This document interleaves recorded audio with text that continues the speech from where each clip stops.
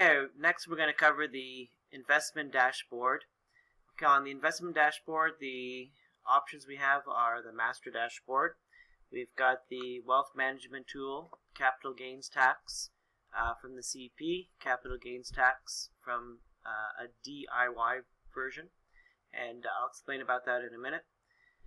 And an option that's you can protect and grow your capital.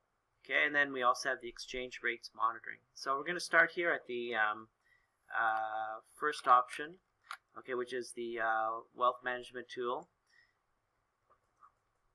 Now this is the advanced wealth management tool page of the Currency Exchange Planner Companion Edition, and I'm just going to give you a example of how this works. Now basically the layout is similar at the beginning here, at the start of the investment planner from the CEP. Now, the categories here, there's 10, let's say 10 investments here. For simplicity, I just call them test 1, 2, 3, 4, 5, 6, 7, 8, 9. And this information is actually taken from the CEP. Now, there's a box here you can click on. We'll take you back to the CEP, which brings you to the investing section.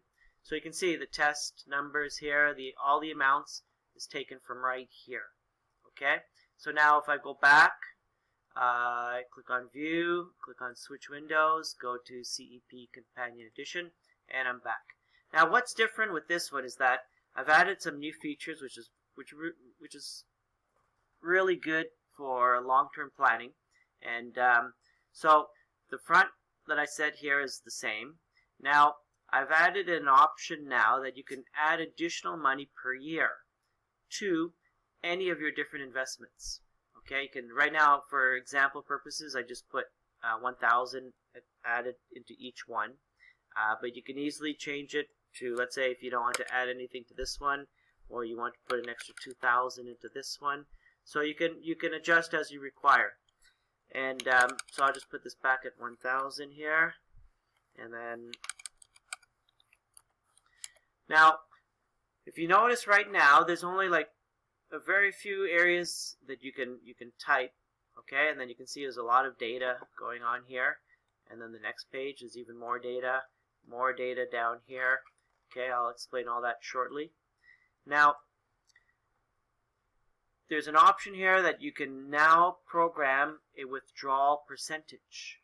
Okay, so let's say if from your investments you want to take out 4% or 10% or 20% or 50%, or even if you want to take out 100%. Okay, so then the column right beside it is a reinvestment percentage, and it just automatically. So let's say if I had 40% I want to take out, that means 60% would be reinvested. Okay, if here I want to withdraw nothing, then 100% would be reinvested into this particular investment. Okay, so you can select which ones you want to pull out. Let's say this in test number 2, I invested 10,000, making 8% a month, which is roughly, let's say, about 800 per year. Okay, this one I want to take out 100%. Okay, so 0% would get reinvested. Okay, so you can select. This is the nice thing with this one. You can select and you can choose not just as a whole, but as per individual investments. Okay, and then now the other thing that I added into here, which is really nice, is an option that you can factor for inflation. Okay, so before I get to that, down here at the bottom, okay, I've got it set that it will give you a forecast for 15 years. It'll give you the growth of your investment fund, of each particular fund as well. Okay, it'll give you this is the first year, second year, third year. This shows you the growth of that fund, okay, which is the total of all the money put in. And then as your selection of reinvestment percentages, the amount being reinvested will adjust into the investment fund. Okay, so it'll actually readjust itself, and it'll give you very, very accurate results. Okay, and then it'll tell you how much is your withdrawal amount for the year, also the capital gains taxes. What's also very interesting to note, okay, let's say if I do not withdraw anything,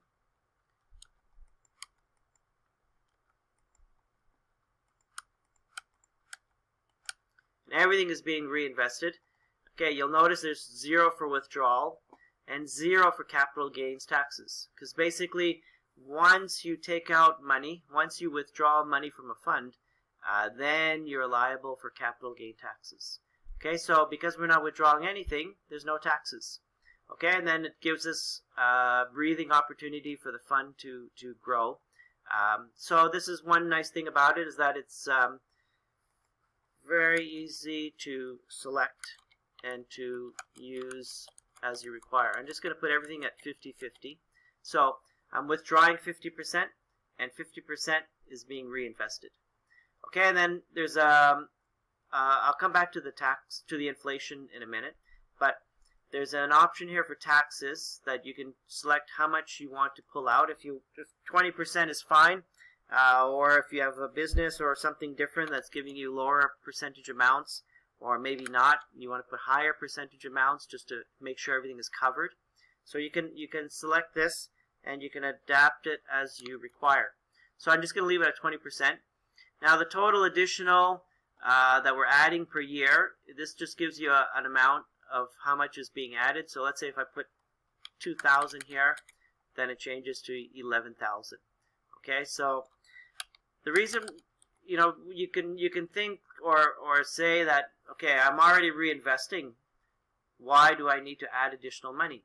I added this option in because maybe for some people, as part of their planning, they won't exchange all of their RV money on the first time.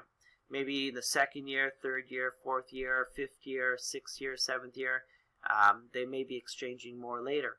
So this gives you the flexibility that as you're exchanging more money later, you can also be adding more money back into your fund accounts. Okay, so you can use that as that. Now, if I just scroll over to the right here, okay, you'll see some more data. And this is basically, you can enter in your monthly expenses. Okay, you've got categories here as mortgage, housing expenses, groceries, health insurance, car payments, car insurance, etc. So you can put in your monthly requirements or your monthly expenses, and then this will calculate for the year and for the month. Okay, and then the numbers that you see going across is inflation. So I factored here 2% for inflation. You can change it to 1.5%, or if you think the inflation will go higher, you can put 3.25%. So whatever you put in here, all these numbers will get readjusted automatically. Okay, you can see if I put 5%, you can see all the numbers just changed. Okay, maybe 5% is a lot, so I'm just going to put it back at 2%. Okay, and then if you notice, I have mortgage 0. And that's because in our debt section, if I go back to my CEP here, I'll go to the dashboard and go to debt. I put for my home loan or my mortgage, okay, 250,000. So that means I've paid off my house. Theoretically, if it's paid off, there's no payments, no mortgage, no loan, nothing. So therefore, let me just switch back to my CEP. Therefore, I left this at a 0 balance. I'm going to zoom in here so you can get a close look. So these are the different expenses here. This is the mortgage. Right now, as I mentioned, it's 0 balance. So now, something else that I've got down here at the bottom is the investment fund's growth over 15 years. So you can see your fund, let's say for example our fixed deposit, which right now is giving us 6% per year. From the second year, if you remember, I also added in here, adding an extra $1,000 to the original 1,000. Okay, so that'll be increasing every year. So I can see at the end of the 15 years, I've got basically 50% 15,450. Okay, so you can see that here.